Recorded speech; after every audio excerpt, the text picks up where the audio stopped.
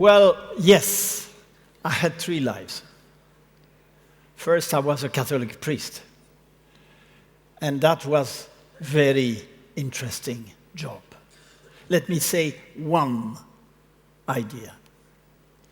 As a young priest, I was assisting to the opening up of the soul of the people to the divine. Fantastic. That's one experiment that has made me humble in front of the divine. But that job finished when I married.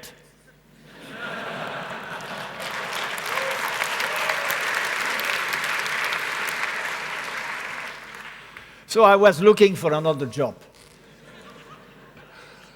And finally I found one. In the commission, I finished to be member of the famous Forward Studies Unit, assisting Jacques Delors in thinking ahead.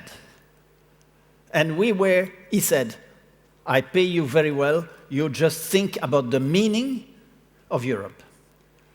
And I was the one to think about the soul of Europe. Way. At that time, we were really reflecting inside the Commission, at the top.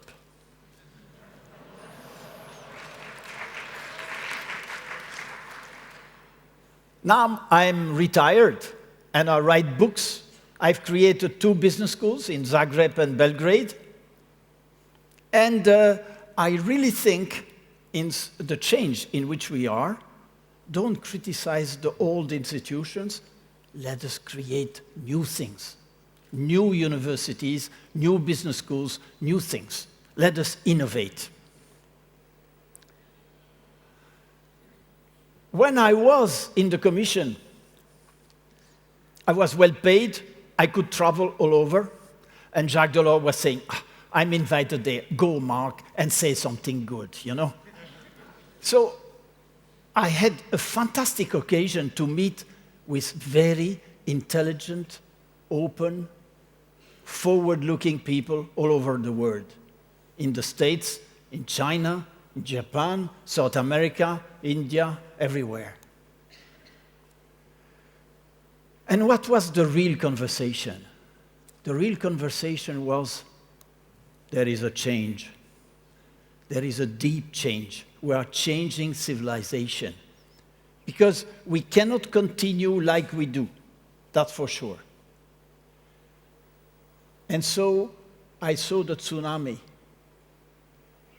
And here is and then I found a book, Peter Drucker's last book, Post-Capitalist Society.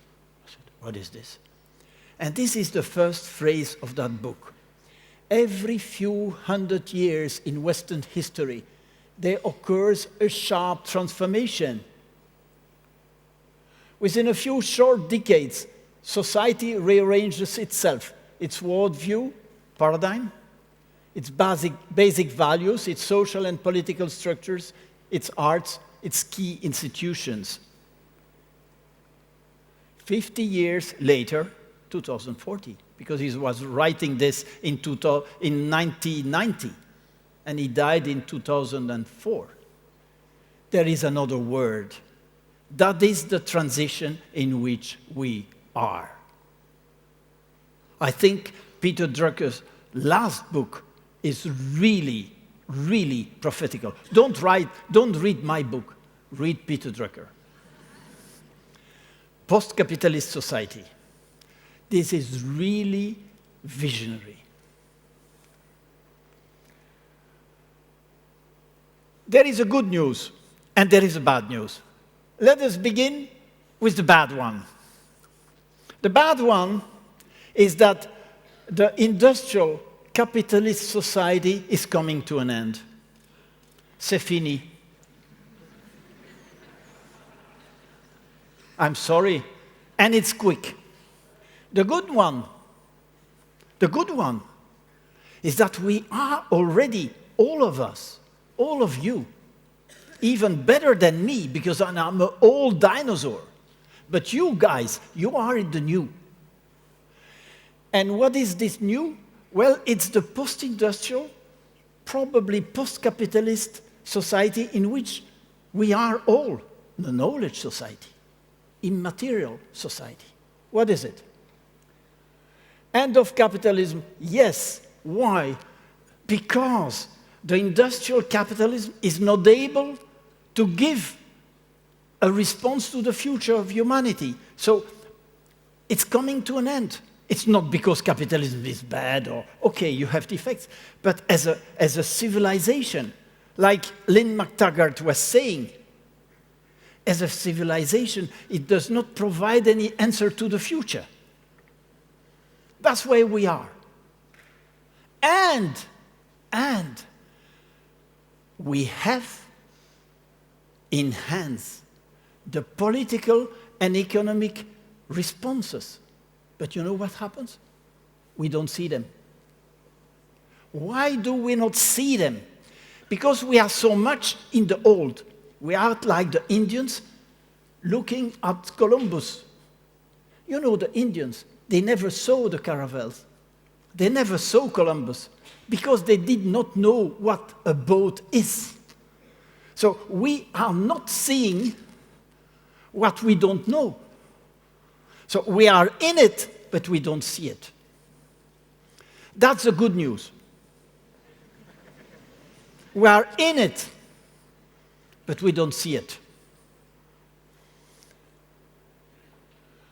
Now, let us analyze what this knowledge society is. It's a new tool of production.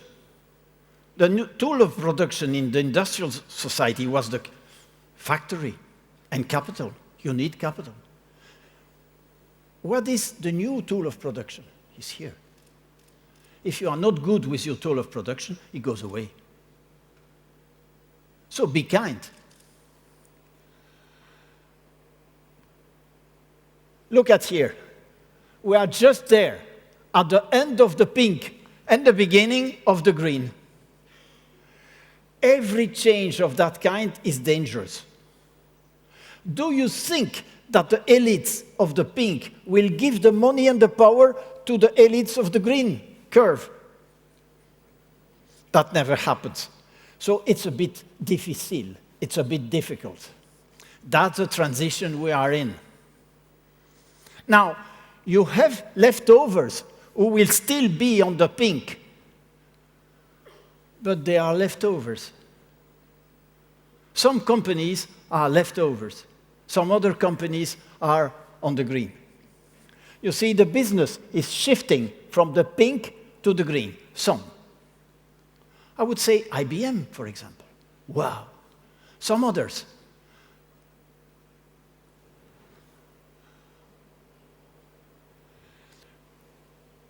The new motor of that new economy is applying knowledge to create new knowledge. For example, you have an English text. You know English and French. You apply your knowledge to that text to create a French text. That's knowledge creation process. Design, knowledge creation process. Entertainment, knowledge creation process. Immaterial, it's another paradigm. The problem is that all governments are putting the new wine in the old baskets. So the whole of the Lisbon strategy is a failure because we run the new in the old industrial frame. And you guys, you know, you are already in the new. Be faithful in your intuitions. Yeah.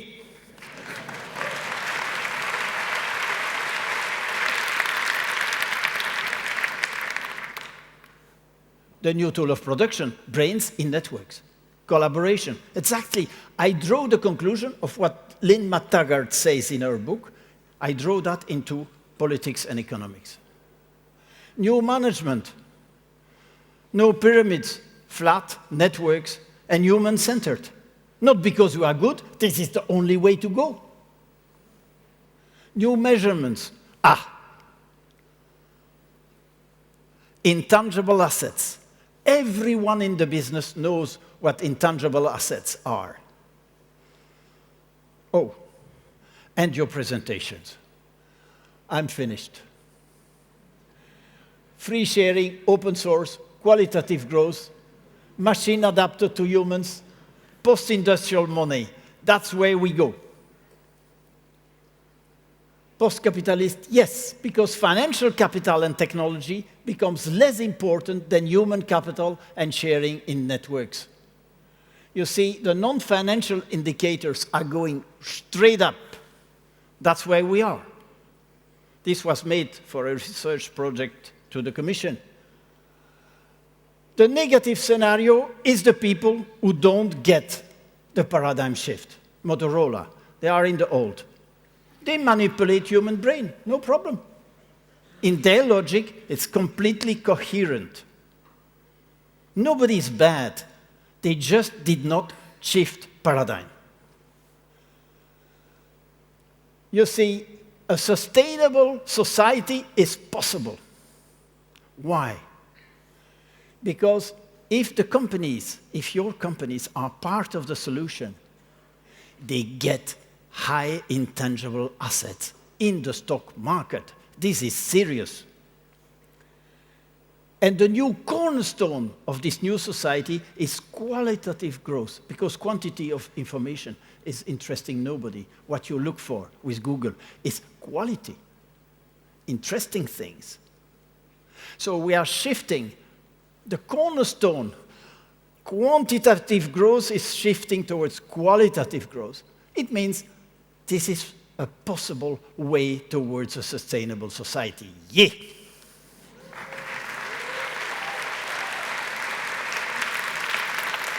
Conclusion. The most important thing today for leadership is the vision. And you have it. Everything I told you, you know it. Dare to know what you know. Please get it up. And the young generation is like Obelix. They are born in the new values. So you are ahead of us. Gay, let's go. Geopolitics is what happens today is the change is so big that nobody knows if it is Africa, America, Europe, India, Asia, China, who will get the vision first. Nobody knows. Everything is open. My mistake, I must say, I did a mistake. When I was in the Commission, I said to the people, but shift paradigm, idiot. That's not working.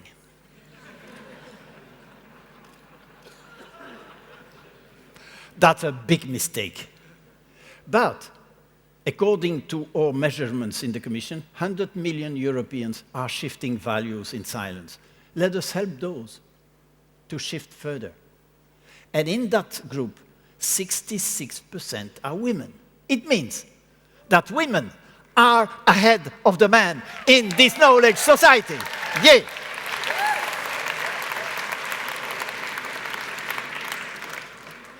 I'm not feminist, I just look at the facts. My passion, you know my passion, is this, in this new knowledge society, you need a new level of consciousness. You cannot solve the problem, said Einstein, with the same level of consciousness who has created the problems. So the real issue for the CEO is to get a higher level of consciousness. Wow. But that's it. And the young generation is ahead of the dinosaurs like me. So go for it. Thank you.